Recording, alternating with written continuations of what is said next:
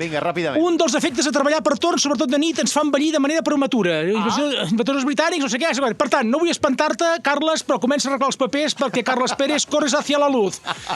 Tu notes això, que una cosa que en diuen el ritme circadiari? Sí, ho noto. Ho notes, eh? Avui ho estic notant moltíssim. Du aquest ritme de circ a diari, com fer humor, passa factura, D'entrada, sortir de casa a les 5 del matí ja és contra natura, sí o no, tio? Sí, totalment. Mira, estic molt d'acord. De debò.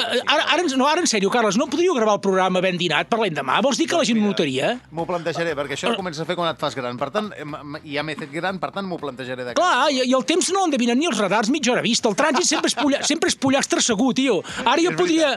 Ara, si hi ha un tècnic de so bo a l'estudi, jo podria dir, Carles, són les 6:57. Igual som ahir al migdia, tio, saps? Doncs totalment, mira... Qui ho sabrà, això?